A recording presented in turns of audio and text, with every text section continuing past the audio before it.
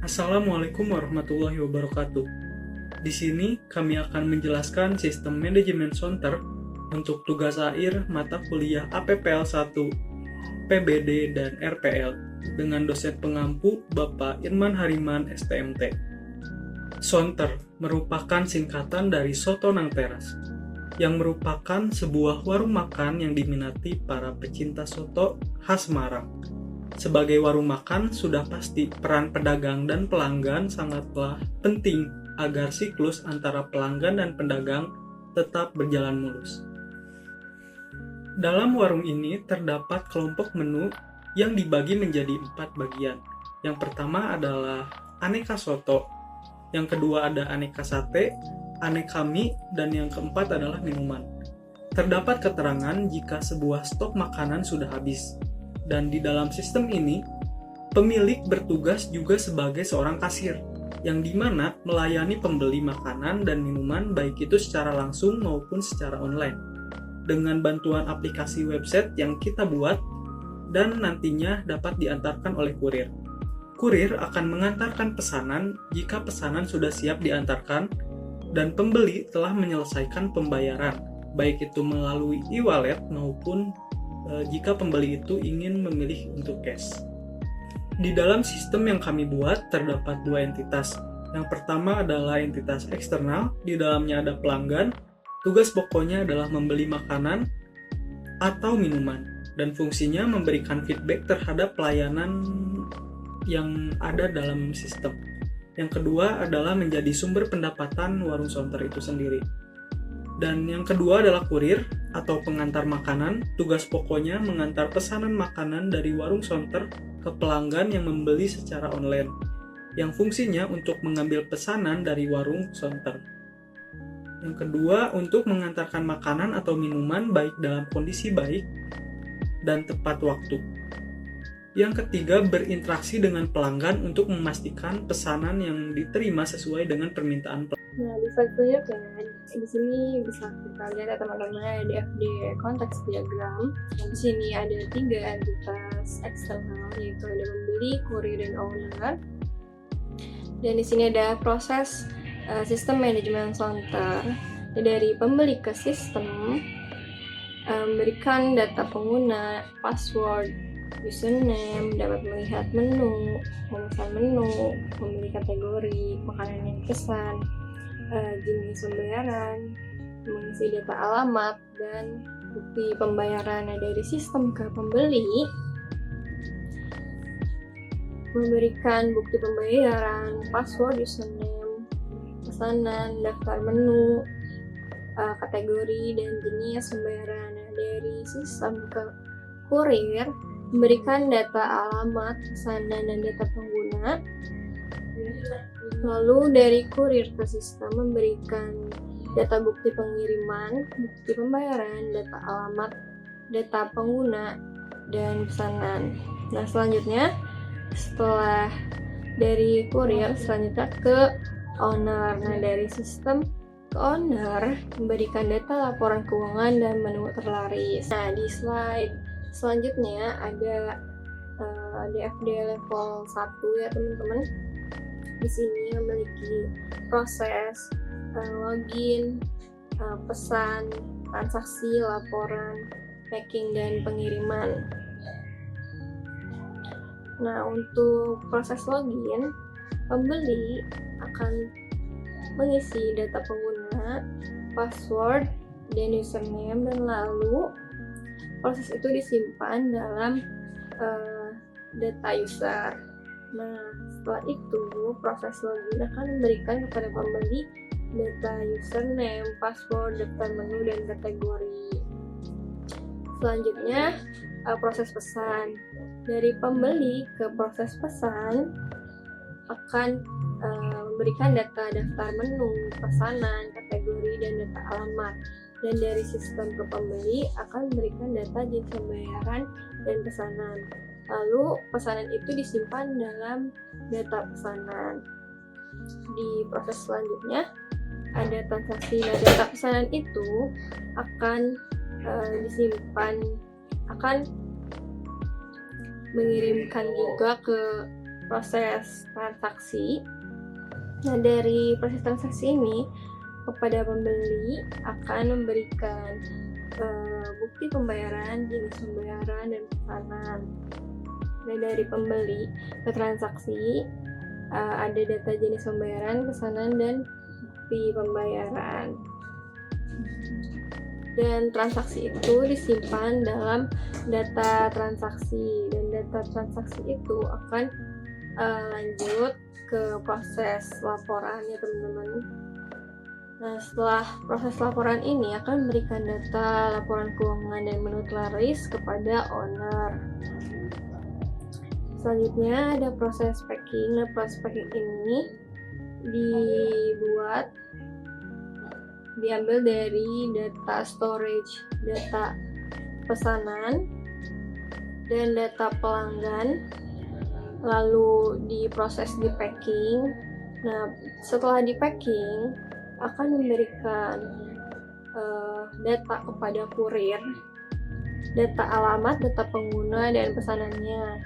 Setelah itu kurir akan memberikan data ke proses pengiriman, yaitu data alamat, data pengguna, pesanan, bukti pengiriman, bukti pembayaran. Nah, setelah proses pengiriman ini akan diberikan kepada pembeli, dan pengiriman ini memberikan data pesan. Lalu bisa kita lihat juga di slide selanjutnya ada proses level 2, proses login ya teman-teman.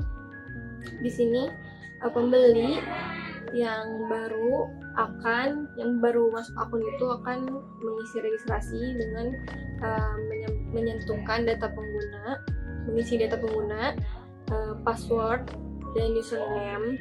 Ketika proses registrasi akan disimpan pada data user. Lalu data user ini selanjutnya masuk ke proses masuk akun. Dari proses masuk akun ini akan memberikan ke pembeli password, username, daftar menu, dan kategori. Nah, ini tuh sebenarnya ada 2 proses ya teman-teman, karena ada yang emang baru masuk dan emang sudah masuk, tinggal masuk akun aja gitu. Nah, untuk yang masuk sudah memiliki akun gitu, tinggal masuk ke aplikasinya, itu pembeli akan mengisi password dan username, dan dari proses masuk akun akan memberikan password, username, daftar menu, dan kategori. Level 2 di proses pesan, pembeli dari pembeli ke proses memilih menu itu memberikan data alamat, kategori, pesanan, dan daftar menu. Lalu setelah proses memilih menu akan melanjutkan ke proses selanjutnya, ketersediaan menu, yaitu memberikan data pesanan dan kategori. Nah, setelah proses ketersediaan menu akan disimpan pada data storage, data pesanan. Lalu dari proses ketersediaan menu akan melanjutkan ke memproses menu, itu memberikan data pengguna dan data pesanan.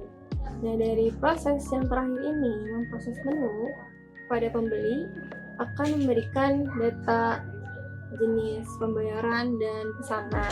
Proses transaksi, pembeli di proses transaksi. Di DFD level 2 proses transaksi ini, pembeli selanjutnya akan melakukan proses total pesanan. Di situ ada data pesanan, jenis pembayaran, dan bukti pembayaran. Setelah dari proses data pesanan, pembeli akan melakukan memilih jenis pembayaran. Nah, jenis pembayaran ini terdapat ada 2 proses, ada yang cash dan ada yang QRIS. Nah, setelah dari proses memilih jenis pembayaran cash dan QRIS, selanjutnya ada proses verifikasi. Nah, di situ tuh ada disimpan dari data transaksi dan data pelanggan dan data pesanan yang teman-teman bisa dilihat. Nah, setelah verifikasi kepada pembeli akan memberikan data bukti pembayaran, pesanan, dan jenis pembayaran. DFD level 2 di situ bisa kita lihat ya teman-teman. Ada proses pengumpulan data. Pengumpulan data itu dari data storage, penyimpanan data transaksi dan pesanan. Selanjutnya akan memberikan menu terlaris ke proses pengolahan menu terlaris. Lalu setelah pengolahan menu terlaris itu akan memberikan data menu terlaris kepada owner. Nah, selanjutnya di proses selanjutnya ada pengolahan keuangan. Di proses pengolahan keuangan ini akan memberikan data laporan keuangan kepada owner. Bisa kita lihat dari CDM ini ya, ada banyak sekali atribut kita. Dan dari pedagang, di pedagang itu ada alamat, nama pedagang. Dari menu ada harga menu, nama menu, status menu, dan keterangan menu. Juga ada kategori, nama kategori. Di bahan juga ada nama bahan, tanggal masuk, bahan satuan, dan harga satuan. Lalu ada stok bahan, memiliki kategori tanggal sedia dan status stok. Juga di pesanan ada jumlah pesanan, total pesanan, tanggal pesanan, menu, status pesanan, dan tiket pesanan. Lalu ada pembeli, isinya itu nomor pesanan. Lalu ada bill, ada tanggal bayar, total harga, total bayar, dan terakhir ada jenis bayar, itu ada cash dan kris. Pada LDM ini hampir sama seperti CDM sebelumnya, tapi di sini ada dua tambahan, yaitu pakai, dan isinya ada KD menu dan KD bahan. Yang terakhir ada sedia, ada KD bahan dan KD stok. Dalam PDM ini saya akan menjelaskan cara kerja. Awal dari pedagang ke menu disatukan oleh arus data jual, lalu menu memiliki kategori. Di menu juga terdapat pesanan. Lalu dari pesanan ini diantarkan ke pembeli. Nah, dari pembeli ini melakukan bill. Nah, dari bill terus disambungkan ke jenis bayar. Nah, dari jenis bayar ini balik lagi ke bill. Lalu pedagang itu mencetak bill. Nanti dari bill juga balik lagi ke pedagang. Nah, terus pedagang melayani pembeli. Setelah itu pedagang juga bisa mengecek stok bahan dan bahannya. Baik, pada kesempatan kali ini izinkan saya mempresentasikan bagaimana pemodelan dan perancangan dari aplikasi yang nanti akan kita buat menggunakan software bernama Figma. Untuk tampilan awalnya seperti ini. Jika aplikasi dibuka, maka akan ada transisi dari logo Sonter yang muncul dari arah kiri dan juga dari arah kanan. Untuk menu login sendiri, ketika login ditekan akan menampilkan menu-menu yang akan dipesan oleh para pengguna yang ingin membeli makanan melewati aplikasi yang sudah kita buat. Dari menu ini kita terdapat kategori yaitu makanan dan minuman. Ketika pengguna melakukan atau mengklik tambah di bawah menu ini, maka menu tersebut akan masuk ke keranjang yang sudah didesain seperti ini. Pengguna juga akan disuruh untuk mengisi alamat pengiriman supaya memudahkan pengirim yang mengantarkannya. Lalu ada menunya, ada harganya, lalu ada berapa banyak jumlah yang ingin dibeli, lalu ada harga, biaya pengiriman, dan biaya lainnya. Lalu untuk jenis pembayaran sendiri, pembeli bisa menggunakan e-wallet ataupun cash, dan ada total pembayaran. Ketika pembeli sudah fix dengan makanan yang ingin dibelinya, maka pengguna tinggal mengklik pesan dan antar sekarang. Lalu jika pengguna ingin melihat riwayat pembelian makanannya di lain waktu, maka pengguna bisa mengklik riwayat. Di riwayat ini terdapat bulan, berapa jumlah item, dan waktu pengguna tersebut melakukan pembelian. Jika pengguna merasa kebingungan dan ingin request sesuatu, maka pengguna dapat melakukan chat kepada owner.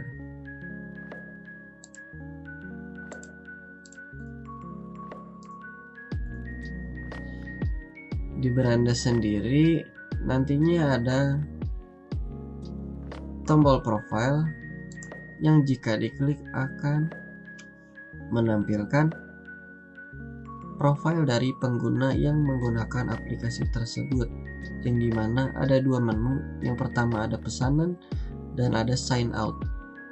Sign out ini yang berarti logout atau keluar dari aplikasi pembelian. Jika pengguna melakukan atau mengeluarkan aplikasi tersebut tanpa melakukan sign out, maka pengguna tersebut tidak perlu lagi melakukan login supaya tidak ribet. Jika sign out diklik, maka akan kembali ke halaman login. Jika pengguna belum memiliki akun, pengguna bisa mengklik buat akun di sini, maka tampilannya akan berubah ke tampilan sign up. Jika pengguna telah melakukan pendaftaran, maka pengguna bisa mengklik registrasi, yang dimana setelah mengklik registrasi akan kembali ke halaman login semula.